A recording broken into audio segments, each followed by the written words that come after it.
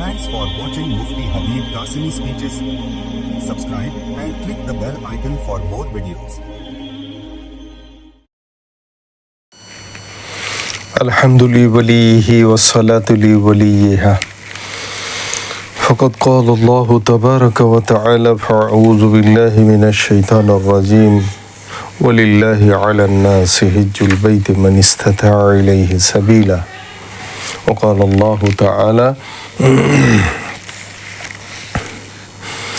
الحج أشهر معلومات فمن فرض فيهن الحج فلا رفث ولا فسوق ولا جدال في الحج وقال تعالى وأتموا الحج والعمرة لله.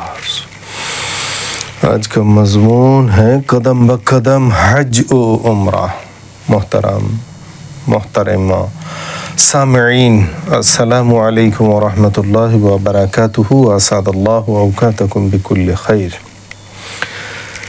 حج اور عمرہ کے احرام میں داخل ہونے کے لیے نیت اور تلبیہ ضروری ہے. آپ حج اور عمرہ کے لیے یوں سمجھیے کہ جو آدمی حج یا عمرہ کرنا چاہتا ہے تو حج اور عمرہ کرنے کے لیے شریعت نے اس کو ضروری قرار دیا ہے کہ نیت کرو. اگر حج کرنا ہے تو حج کی نیت کرو، یا عمرہ کرنا ہے تو عمرہ کے لیے نیت کرو، اور نیت کرنے کے ساتھ ساتھ تلبیہ پڑھو. تلبیہ کیا ہے؟ لبیک اللہم لبیک لبیک لا شریک لک لبیک ان الحمد والنعمت لک والملک لا شریک لک. فقہا نے اس کو پڑھنے کا طریقہ یہ بتلایا ہے کہ آپ اس کو 4 حصوں میں پڑھیں. پہلا حصہ کیا ہے؟ لبیک اللہم لبیک. دوسرا حصہ ہے لبیک لا شریک لک لبیک. تیسرا حصہ ہے ان الحمد والنعمت لک والملک. چوتھا حصہ ہے لا شریک لک.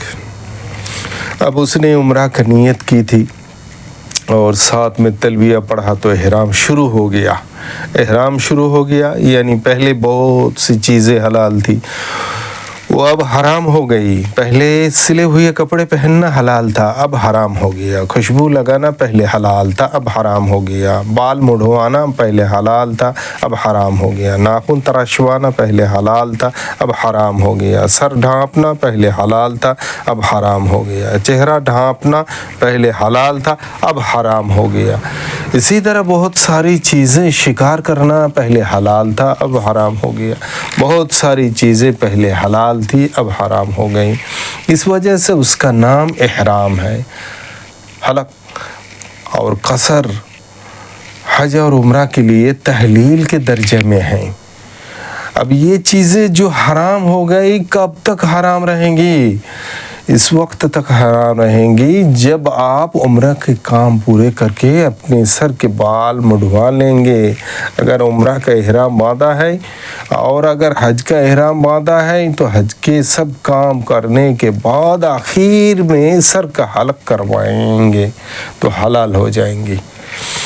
یہ حلق جو ہے یہ تحلیل ہے. جیسا نماز میں تکبیر تحریم اور سلام تحلیل ہے، ایسا ہی حج میں تلبیہ اور نیت حرام کرنے والا ہے اور حلق حلال کرنے والا ہے. لیکن ایک بات یاد رکھو، حج اور عمرہ میں حلق حلال کرنے کا کام اس وقت تک کرے گا جب آدمی سارے کام کرنے کے بعد کرے. مثلا عمرہ کا احرام باندھا تو عمرہ کا طواف کیا، عمرہ کی سعی کی، اس کے بعد حلق کرایا تو حلق حلال کرنے کا کام کرے گا. اور اگر عمرہ کا احرام باندھا کہ خالی پیٹ اللہ کی زیارت کرتا رہا اور حلق کر ڈالا تو احرام نہیں کھلا. دیکھو، نماز کے تحریم اور حج کے احرام میں ہی فرق ہے. نماز میں تو کیا ہوتا ہے، کوئی ایسا کام جو نماز کے خلاف ہے کریں گے تو تحریمہ ٹوٹ جائے گی. کھانا کھا لیں گے، بات کر لیں گے، چل پھر لیں گے، سینے کو قبلے کی طرف سے ہٹا لیں گے تو نماز ختم ہو جائے گی. جبکہ حج اور عمرہ کا احرام تو گلے پڑتا ہے. حج اور عمرہ کا احرام تو ایسا ہے کہ آپ کچھ نہ کریں اور کھول دیا تو نہیں چلے گا. جب تمام کام کر کے آخر میں حلق کرائے تو کھلے گا. कोई शख्स ये समझे कि मैंने कुछ किए बगैर चादरें उतर ली, सर मुंडवा लिया और इहराम खुल गया, तो नहीं खुला, अभी इहराम बाकी है।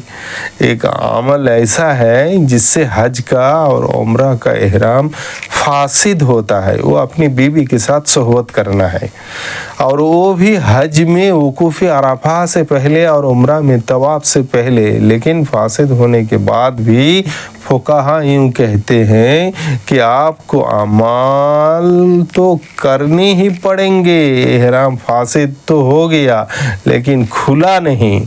खुलेगा कब? अमाल करने के बाद। तवाफ भी करना है, सही भी करनी है, इसके बाद दोबारा कज़ा करनी होगी। ऐसे ही हज के अंदर भी चलते रहो, सब काम करते रहो, ये फ़र्क है, ये जहन में रहे। अब मैं इहराम की जो हकीकत आपको बतलाना चाहता था वो आपकी समझ में आ गई होगी। तो इहराम इस ख़ास कैफियत और ख़ास पोजीशन का नाम है। चादरें इहराम नहीं होता, इहराम का लिबास है फ़कत। उसकी शुरुआत इस तरह होती है कि जब आदमी इहराम बांधना चाहता है तो सिले हुए कपड़े उतार करके चादरें पहन लेता है। तो हमारी आम ज़बान में उस चादरों को इहराम कहते हैं। ये इहराम बिल्कुल नहीं है, ये तो इहराम का एक लिबास है सिर्फ। इस वजह से अगर इन चादरों को उतार कर दूसरी चादरें पहन ली तो कोई फ़र्क नहीं पड़ता। आप रोज़ाना चादरें बदलें, रोज़ाना धुली हुई चादरें पहने, जब तक कि आप उससे फारिग ना हो कोई उस पर ज़द पड़ने वाली नहीं है। इहराम की चादरें इहराम शुरू होने से पहले पहनने की वजह क्यों, ये पहले क्यों पहना जाता है? तो जैसे नमाज में क्या होता है कि पहले से पाकी हासिल की जाती है, किबला की तरफ मुँह किया जाता है, पहले से सब तैयारी की जाती है, फिर तहरीमा बांधी जाती है। क्यों?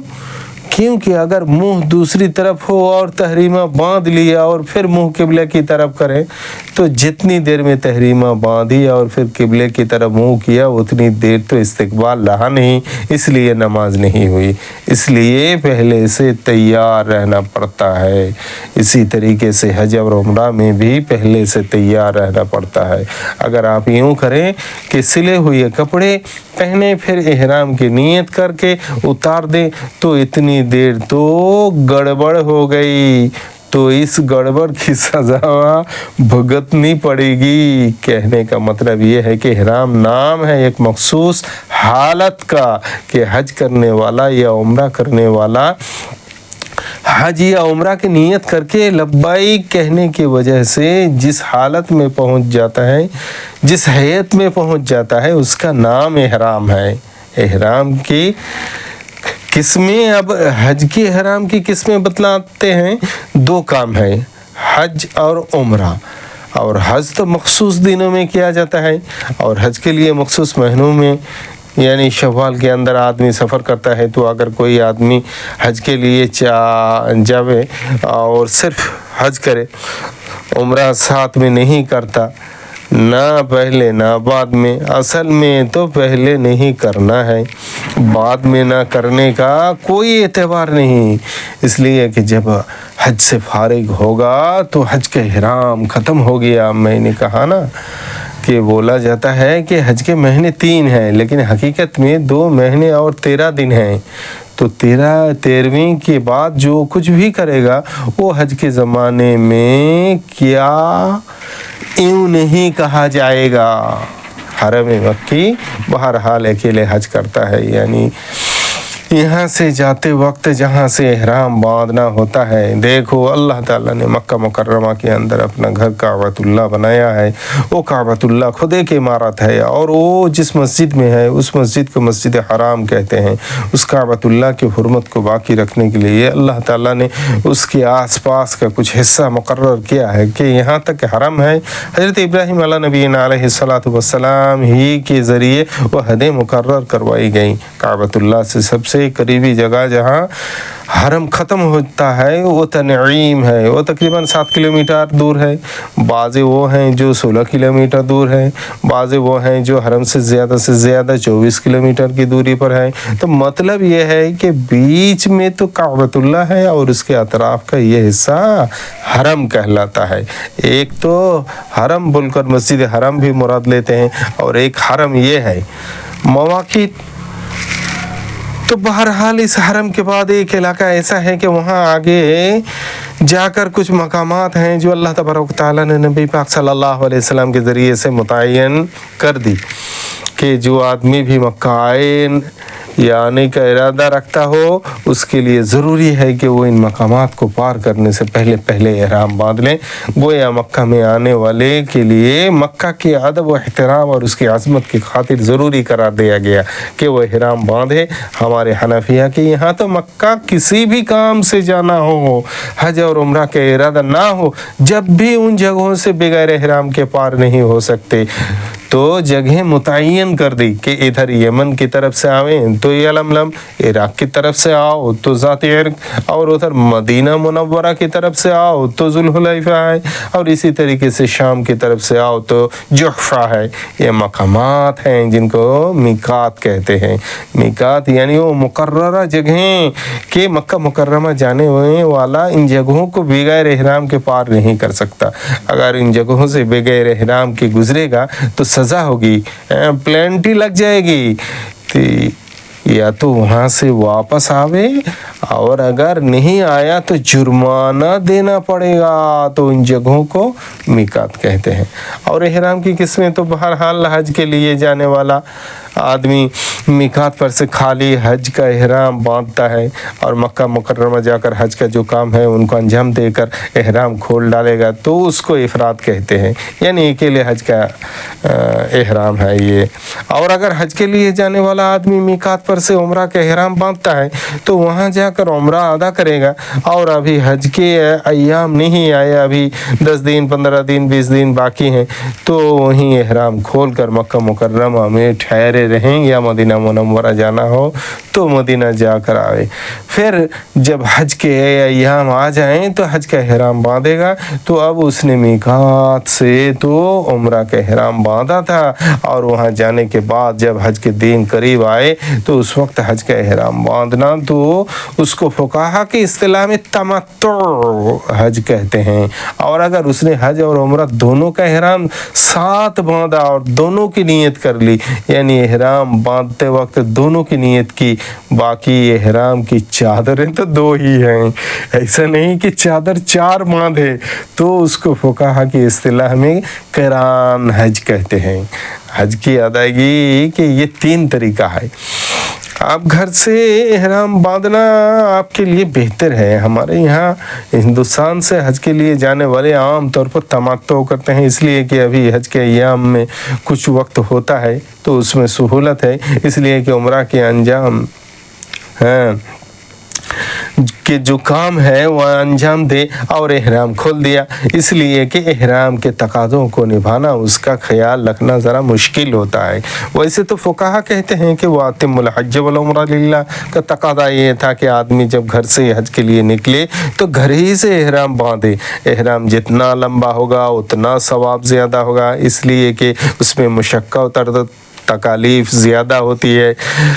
तो जितनी तकलीफ ज़्यादा होगी अजर व मजदूरी भी उसी एतबार से ज़्यादा होगी। लेकिन इसमें दूसरा ख़तरा भी मौजूद है कि हो सकता है कि उसमें एहराम की पाबंदियों का लिहाज ना हो सके, इसलिए शरीयत ने कहा कि अगर आप घर से एहराम नहीं बांधते तो कोई बात नहीं, इतना है कि मीकात से पहले आप एहराम बांध लें। बहरहाल ये तमत्तु का मतलब तो मैं तो कहना ये चाहता था कि आम तौर पर हमारे यहाँ से जाने वाले तमत्तु करते हैं। तमत्तु का मतलब ये है कि यहाँ से जाते वक्त तो उम्रा का एहराम बांधते हैं और वहाँ पहुँचकर उम्रा का काम करके एहराम खोल देते हैं। उसके बाद जब हज के अय्याम आते हैं तो हज का एहराम बांधते हैं। मैं आप हजरात को पहले उम्रा का तरीका समझाता हूँ। देखिए उम्रा का तरीका, उम्रा में 4 چیزیں ہیں، ایک تو احرام، اور اس کے بعد کعبۃ اللہ کا طواف، اس کے بعد صفا مروہ کی سعی ہے، اور پھر اس کے بعد حلق یعنی بالوں کو صفائی، یہ 4 کام ہیں۔ اب اس میں بعض حضرات احرام کو شرط اور بعض نے رکن قرار دیا ہے، یا طواف کو رکن ہے، اس میں تو کوئی شک نہیں ہے، اور صفا مروہ کی سعی اور حلق کو واجب قرار دیا ہے۔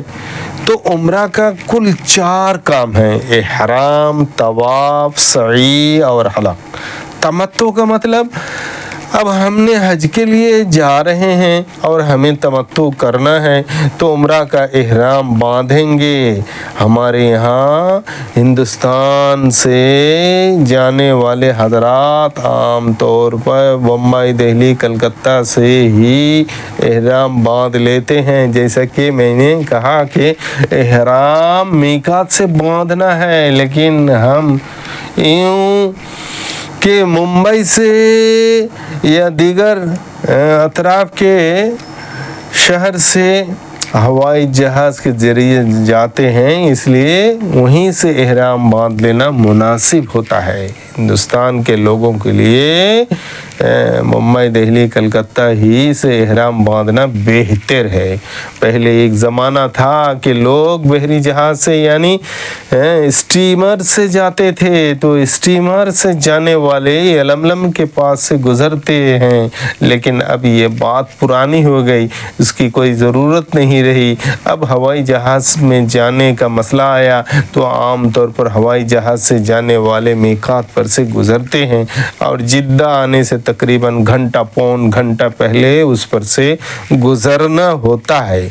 ویسے حاجیوں کا جہاز ہو تو جب میقات آنے والی ہوتی ہے تو وہاں باقاعدہ اعلان بھی ہوتا ہے کہ میقات آنے والی ہے، لیکن بہتر یہی ہے کہ جب آپ ممبئی یا دیگر اطراف کے شہر میں ہیں تو وہاں اپنی قیامگاہ سے اگر مسافر خانہ میں ٹھہرے ہوئے ہوں تو مسافر خانہ سے، یا کسی عزیز رشتہ دار کے یہاں ٹھہرے ہیں تو وہاں سے جب ایئرپورٹ کے لیے روانہ ہوں تو اب احرام باندھ لیں، یعنی احرام کا لباس پہن لیں۔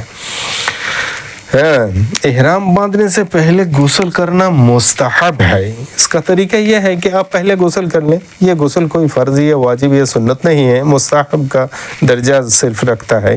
یہ غسل صرف نظافت اور صفائی کے لیے کیا جاتا ہے، طہارت کے لیے نہیں بلکہ نظافت کے لیے ہے، اور اسی وجہ سے عورت اگر حالت حیض میں بھی ہو پھر بھی وہ یہ غسل کرے گی۔ حالانکہ حالت حیض میں غسل کرنے سے طہارت حاصل نہیں ہوتی، لیکن یہ ہے کہ آدمی کے جسم پر اگر میل کچل ہے تو صاف ہو جائے گا۔ اسی وجہ سے غسل سے پہلے نظافت کے خلاف جو دوسری چیزیں ہیں، جیسے بغل کے بال ہیں، زیر ناف کے بال ہیں، ناخن ہیں، ان کو بھی آدمی صاف کر لے تو یہ غسل صرف نظافت کے لیے ہے، یہ احرام کے لیے کوئی واجب یا ضروری نہیں۔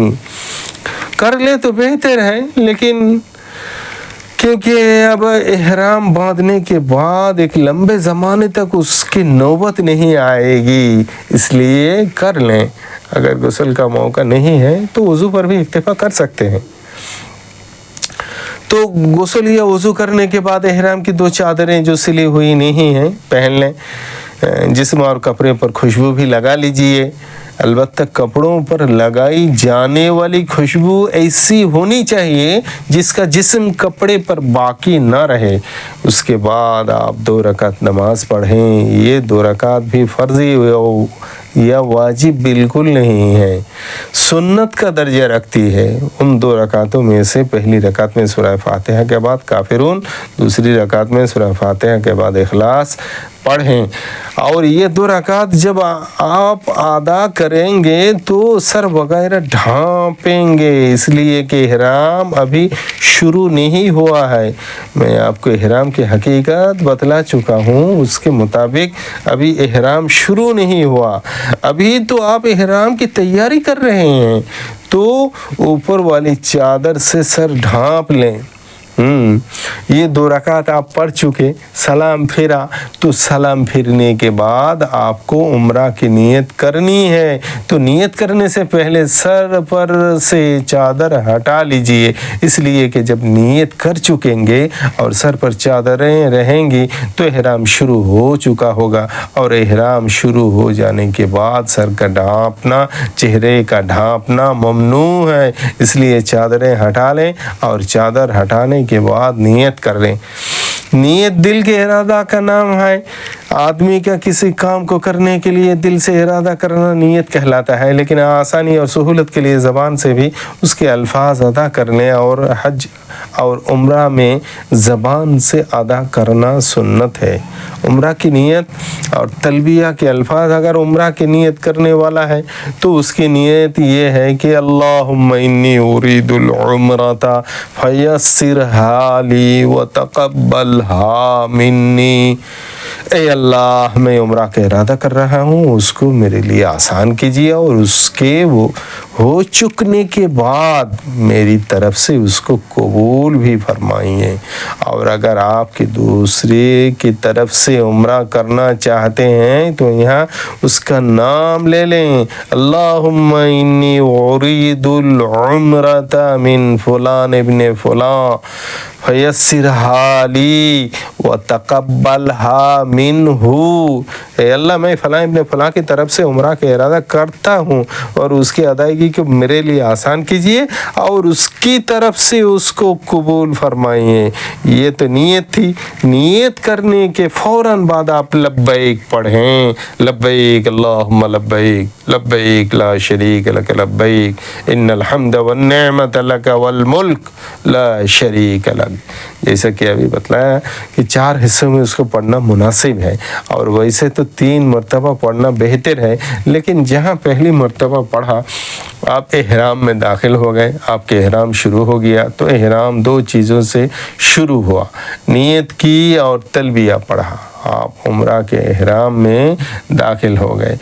اب آپ پر ساری پابندیاں عائد ہوں گی، سر نہیں ڈھانپ سکتے، چہرہ نہیں ڈھانپ سکتے، خوشبو نہیں لگا سکتے، بال نہیں کتروا سکتے، ناخن آپ نہیں ترشوا سکتے۔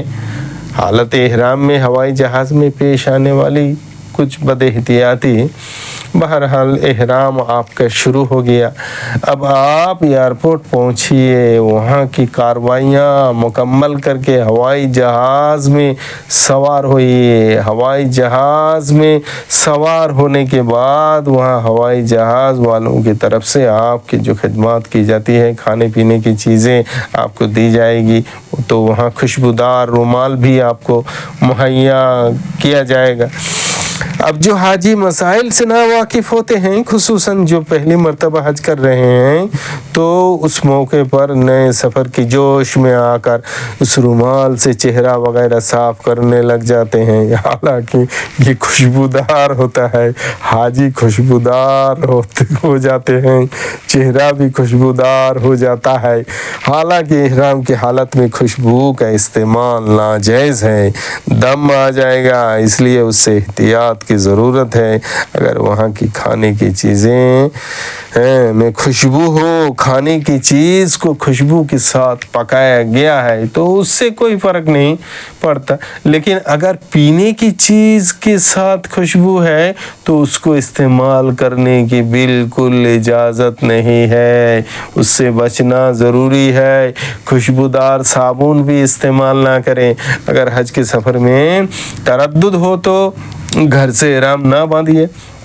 آپ کا یہ سفر شروع ہو گیا، یہاں جب احرام کا مسئلہ آتا ہے تو بہت سی مرتبہ ایسا ہوتا ہے کہ آپ ایئرپورٹ پہنچے اور کسی وجہ سے آپ کو وہاں سے واپسی ہونا پڑا کہ واپس آنا پڑا، تو میں آپ کو پہلے ہی بتلا چکا ہوں کہ یہ تو آپ کے گلے پڑ گیا، یہ لازم ہو جائے گا۔ اب اس سے پیچھا چھڑوانے کے لیے بھی کچھ اور کارروائیاں کرنی پڑے گی، تو اگر آپ کا معاملہ ایسا تردد اور شک والا ہے تو گھر سے نیت نہ کریں، غسل کر کے احرام کے کپڑے پہن کر ایئرپورٹ جائیے۔ ایئرپورٹ پر جب آپ کی ساری کارروائیاں مکمل ہو جائے، یعنی ٹکٹ مل جائے، بورڈنگ کا کارڈ جو ہے وہ مل جائے، امیگریشن کے مرحلہ کو بھی پار کر لیں، اور اب خالی ہوائی جہاز میں سوار ہونا باقی ہوگا، اور یہ طے ہو گیا کہ آپ کا یہ سفر انشاءاللہ ہوگا، تو ہوائی جہاز کے انتظار میں آپ لانچ میں بیٹھے ہیں تو وہاں آپ 2 رکعت پڑھ سکتے ہیں۔ اگرچہ یہ نفل نماز ہے تو ہوائی جہاز میں سوار ہو کر سیٹ پر بیٹھ کر اشارے سے بھی پڑھ سکتے ہیں، اور اسی طریقے سے نیت کا جو طریقہ ابھی بتلایا گیا ہے اس کے مطابق نیت کر لیں۔ بہت سے لوگ ایسے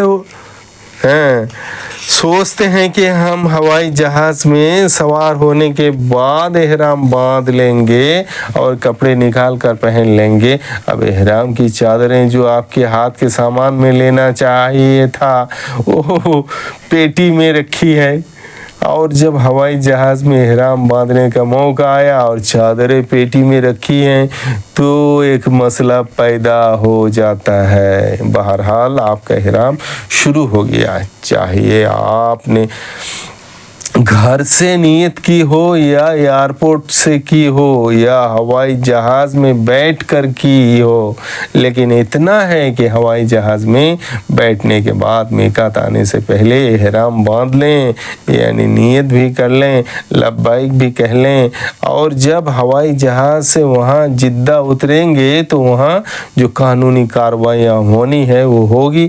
اس کے بعد آپ کو بسوں میں بیٹھا کر مکہ مکرمہ زادہ اللہ شرفاً و کرامتاً و تعظیماً لے جایا جائے گا۔ گھر سے احرام باندھنے کا حکم کن لوگوں کے لیے ہے؟ دیکھیے، یہ گھر سے احرام باندھنے کا جو حکم ہے اس وقت ہے جب کہ سیدھا مکہ مکرمہ جانا۔ اب بہت سی جگہوں میں بھی کبھی ایسا بھی ہوتا ہے کہ ہوائی جہاز سیدھا مدینہ منورہ لے جاتے ہیں تو ان کے لیے یہاں سے احرام باندھنے کی ضرورت نہیں ہے۔ جب مدینہ منورہ میں وقت پورا کر کے مکہ مکرمہ جانے کے لیے نکلیں گے تو مدینہ منورہ کا جو میقات ہے بیر علی، وہاں سے احرام باندھیں گے۔ خیر، مکہ مکرمہ جانے کے لیے بس میں سوار ہوئیے اور جا رہے ہیں تو راستے میں ایک گیٹ آئے گا جس پر رحل کی شکل بنی ہوئی ہے، اس پر قرآن جیسا رکھا ہوا ہے، وہاں سے حرم شروع ہوتا ہے۔ ویسے تو اصل حدود حرم کو بتلانے کے لیے وہاں کچھ علامتیں بنائی ہوئی ہیں، لیکن یہ آسان ہے، یہ اصل حدود سے ذرا سا پہلے آ جاتا ہے۔ تو یہ حرم میں داخل کا وقت آ گیا، اس وقت اب دل ہی دل میں دعا بھی کر لیں، اے اللہ، یہ تیرا اور تیرے حبیب کا حرم ہے، اور اس میں شرف کے اعتبار سے، کرامت کے اعتبار سے، ہیبت کے اعتبار سے، بزرگی کے اعتبار سے خوب اضافہ فرما، اور جو حج یا عمرہ کرنے کے لیے آ رہا ہو اس کی بھی شرافت اور کرامت میں اضافہ اور زیادتی فرما۔ یہ دعا کر لے، اور اگر یہ الفاظ یاد نہ رہے تو یاد کر لیجئے۔ مکہ مکرمہ پہنچنے کے بعد کی کارروائیاں، پھر جب مکہ مکرمہ پہنچ جائیں تو وہاں بس والا آپ کو معلم کے یہاں لے جائے گا۔ اس لیے بہت سے مرتبہ ایسا بھی ہوتا ہے کہ ہم بس میں بیٹھے ہوئے ہیں، حرم شریف کی اذان کی آواز آ رہی ہے، لیکن ہم چاہتے ہیں پھر بھی اتر نہیں سکتے۔ خیر، یہ بھی ایک قانون ہے، جب معلم کے یہاں لے جایا جائے گا تو معلم آپ کے پاسپورٹ وصول کر کے اس کے جگہ پر آپ کو علامت کے طور پر یہ پٹا دے گا۔ یہ حاجی ہے، اس کو بہت سنبھال کر کے رکھنا ہے، یہ قانونی اعتبار سے ہے، یہ کوئی شرعی مسئلہ نہیں ہے۔ پھر جب معلم کی کارروائی پوری ہو جائے گی تو اگر آپ ٹور میں جا رہے ہیں تو ٹور والا آپ کو قیام گاہ پر لے جائے گا، اور اگر حج کمیٹی کی طرف سے جا رہے ہیں تو حج کمیٹی والوں نے آپ کے لیے جو جگہ متعین کی ہے وہاں پر پہنچائیں دیں گے۔ مسجد حرم میں किसी भी दरवाजे से दाखिल हो सकते हैं। वहाँ पहुँचने के बाद सामान्य सफ़र वगैरह ठीक ठाक करके आपको मस्जिद हराम की तरफ चलना है। जब आप मस्जिद हराम की तरफ चलेंगे तो मस्जिद हराम बहुत बड़ी मस्जिद है, जहाँ आपकी क़यामगाह है उस तरफ से जो दरवाज़ा आपको पड़ेगा वहाँ से आप दाखिल हो जाइए।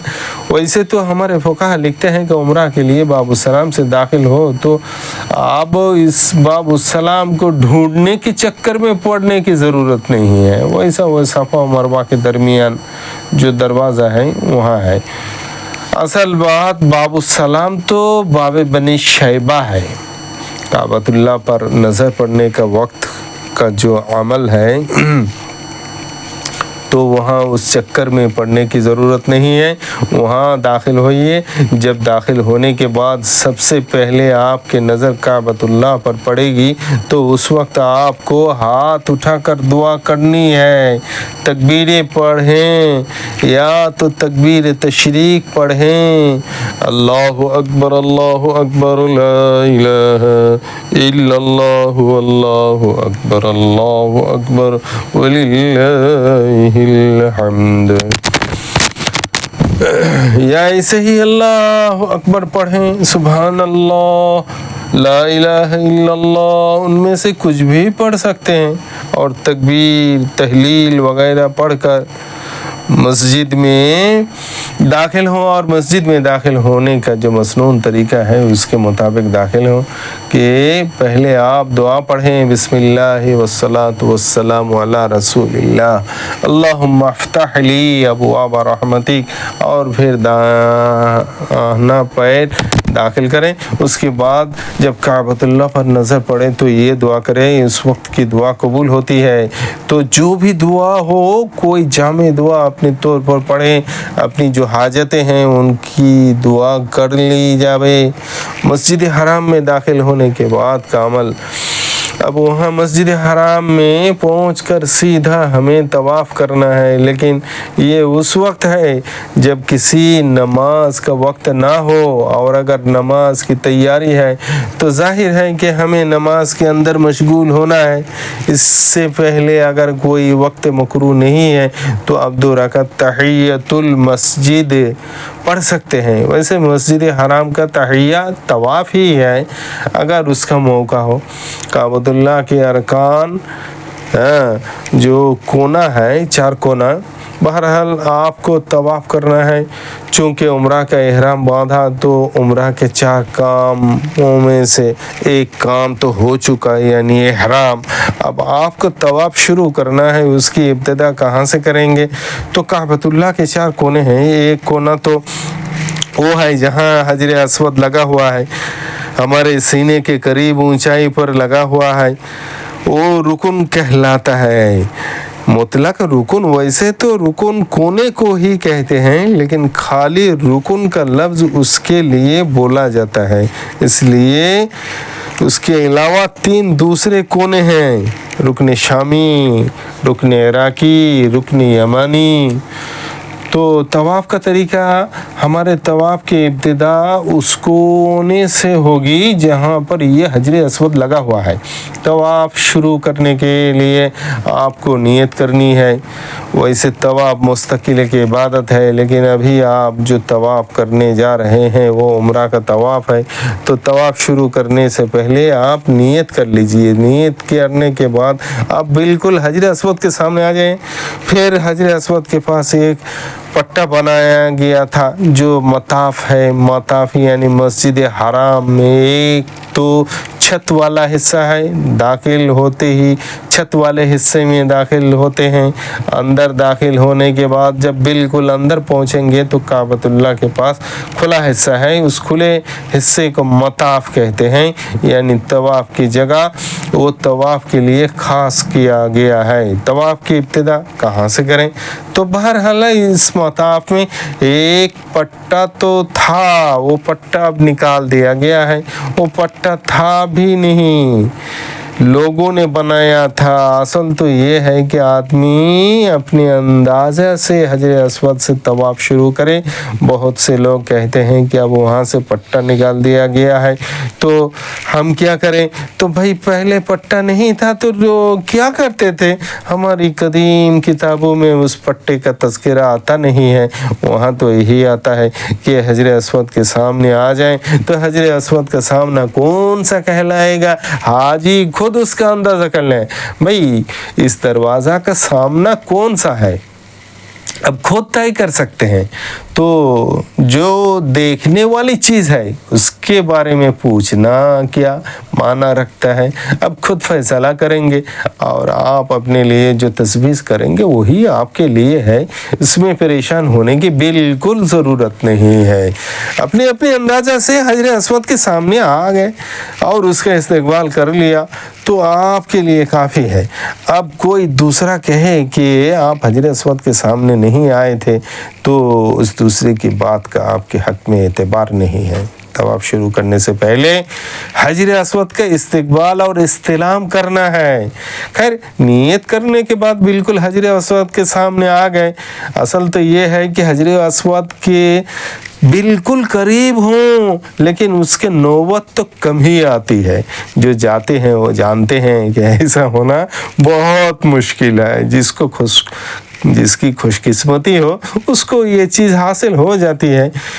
तो जो आम तौर पर होता है उसका तरीका बतलाता हूँ कि अब हजर अस्वद के से दूर हैं तो उसके सामने आ जाएं।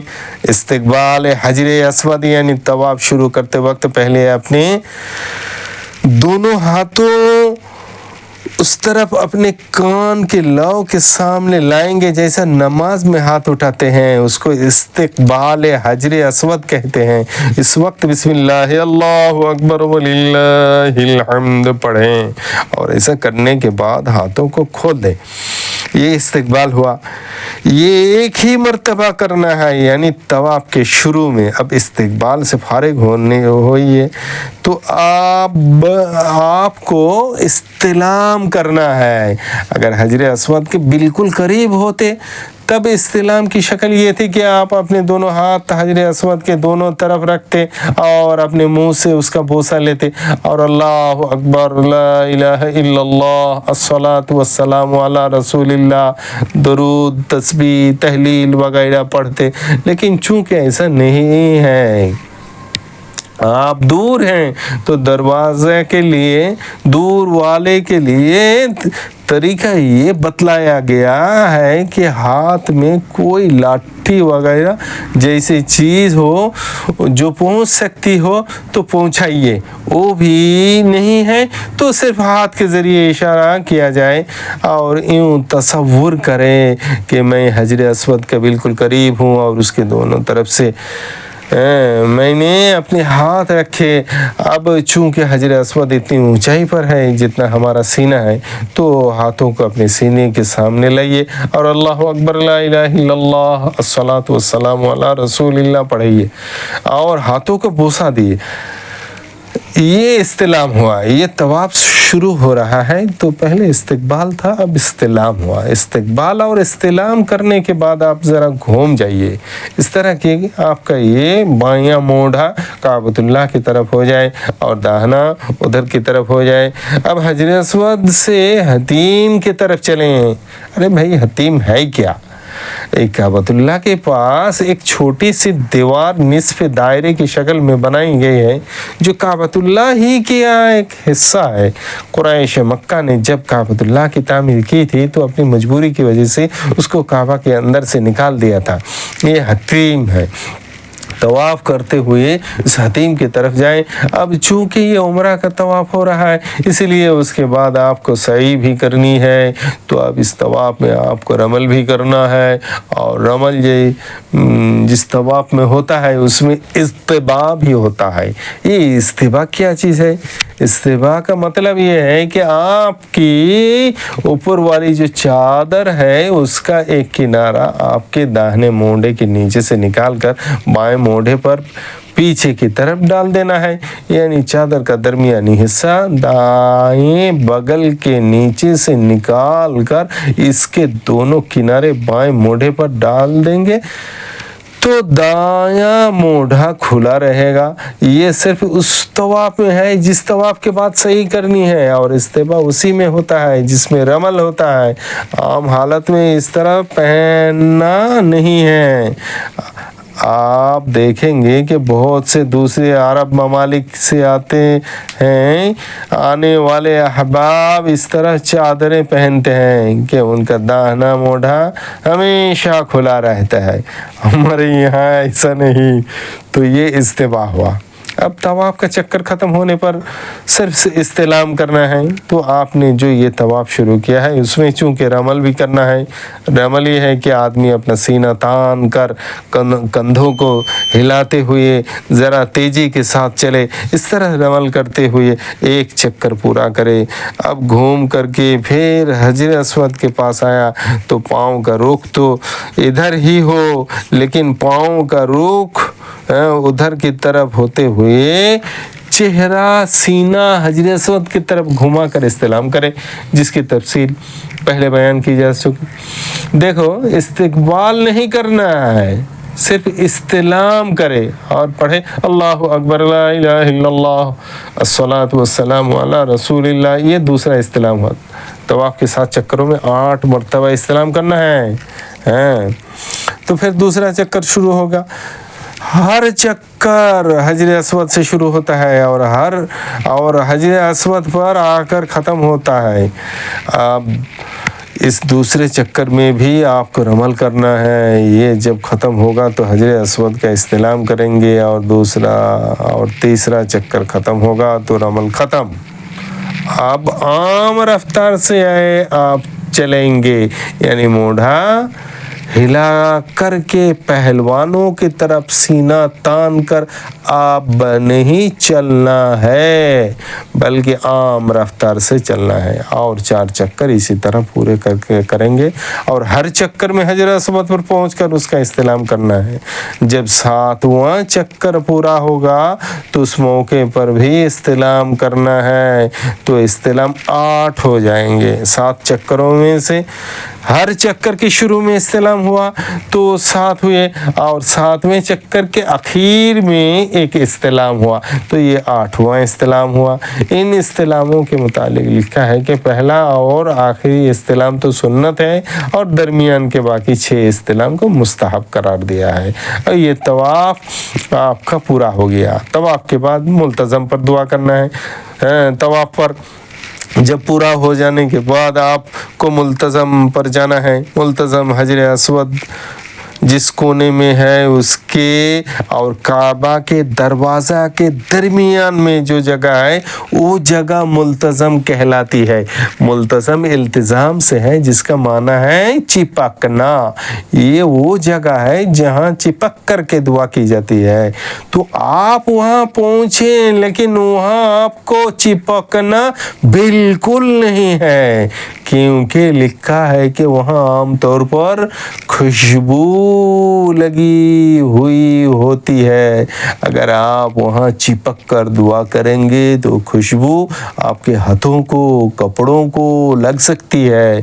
इसलिए बगैर चिपके वहाँ करीब में जाकर दुआ करें। मकाम इब्राहिम और उसके करीब तवाफ़ के 2 रकात नमाज। फिर वहाँ से आप मकाम इब्राहिम के पास आएंगे। मकाम इब्राहिम एक ख़ास पत्थर है जिस पर खड़े रहकर हज़रत इब्राहिम अला नबीना अलैहिस्सलातु वस्सलाम ने बैतुल्लाह की तामीर की थी। ये जन्नत से आया हुआ एक पत्थर था। बाद में वो पत्थर वहीं रहा। पहले नबी करीम सल्लल्लाहु अलैहि वसल्लम के ज़माने में और फिर हज़रत अबू बकर सिद्दीक़ रज़ी अल्लाह तआला अन्हु और हज़रत उमर रज़ी अल्लाह तआला अन्हु के इब्तिदाई ज़माने में ये बैतुल्लाह के बिल्कुल करीब लगा हुआ था। बाद में हज़रत उमर रज़ी अल्लाह तआला अन्हु ने अपने ज़माने में देखा कि वहाँ तवाफ़ करने वाले तवाफ़ से फारिग होकर नमाज़ पढ़ते हैं और उसकी वजह से दूसरे तवाफ़ करने वालों को काफ़ी ज़हमत होती है। इसीलिए हज़रत उमर रज़ी अल्लाह तआला अन्हु ने उसको पीछे हटा दिया। मकाम इब्राहिम बैतुल्लाह से لیے ایک خاص دوری پر کر دیا گیا ہے، وہاں نماز پڑھنی ہے۔ اگر طواف کرنے والوں کی اس وقت کثرت ہے تو اس سے اتنا پیچھے چلے جائیں کہ طواف کرنے والوں کو آپ کی نماز کی وجہ سے دشواری نہ ہو۔ ہاں اتنا ہے کہ آپ اس طرح کھڑے رہ کر نماز پڑھیں کہ آپ کے اور کعبۃ اللہ کے بیچ میں مقام ابراہیم البتہ آ جائے، یعنی بیچ میں مقام ابراہیم اور سامنے کعبۃ اللہ۔ طواف کے 2 رکعت کا حکم ہے تو طواف کے 2 رکعت واجب ہے، ان کو ادا کرنے کے لیے ضروری ہے کہ وقت مقررہ نہ ہو، مکروہ وقت جو ہے وہ مکروہ مقررہ وقت کے اندر بالکل نہ ہونا چاہیے۔ چنانچہ اگر آپ فجر کی نماز سے فارغ ہونے کے بعد طواف شروع کیا ہے اور طلوع آفتاب کے بعد وقت مکروہ نکلا نہیں ہے تو اس وقت آپ نہیں پڑھ سکتے، یا عصر کے وقت آپ طواف کر رہے ہیں تو اس وقت بھی آپ یہ نماز نہیں پڑھ سکتے۔ اگر اس وقت طواف کیا ہے تو جب وقت مکروہ نکل جائے تو پڑھ لیں۔ بہرحال یہ 2 رکعت واجب ہیں، اس کو پڑھیں اور دعا کریں۔ طواف کی 2 رکعت کے بعد آپ کو زمزم پینا ہے۔ ان 2 رکعتوں کو ادا کرنے کے بعد زمزم پر جائیں۔ پہلے تو زمزم کے کنویں سے لوگ پانی نکال کر پیتے تھے، بعد میں زمزم کے کنویں پر مشینیں لگ گئیں اور وہیں قریب میں پانی کا انتظام تھا، اور اب تو وہ بھی بند ہو گیا۔ اب تو نل وغیرہ باہر ہی ہیں، وہاں جا کر زمزم پیے اور سر پر ڈالیے۔ جتنا زیادہ سے زیادہ پیئیں اتنا اچھا ہے۔ کعبۃ اللہ کی طرف رخ کر کے خوب سیر ہو کر پیئے اور دعا کریں، یہ دعا قبول ہوتی ہے۔ تو یہ ملتزم پر جانا اور زمزم پینا طواف مسنون کی اجزاء ہیں۔ تو اب یہ ملتزم پر جانا اور زمزم پینا کوئی فرض یا واجب بالکل نہیں، لیکن طواف کا جو مسنون طریقہ ہے وہ یہی ہے۔ اگر کوئی آدمی بھیڑ بھاڑ کی وجہ سے ملتزم پر نہیں گیا اور زمزم نہیں پیا تب بھی طواف میں کوئی نقص اور کمی نہیں آئے گا۔ ہاں طواف کے بعد 2 رکعت پڑھنا واجب اور ضروری ہے۔ آگے یہ تو 2 ہو گیا احرام اور طواف، باقی عمرہ کے لیے صفا مروہ کا سعی اور حلق باقی رہا۔ اگلے والا ایپیسوڈ میں انشاءاللہ اس کا تفصیل آ جائے گا۔ وآخر دعوانا الحمدللہ رب العالمین والصلاة والسلام علی رسولہ الکریم۔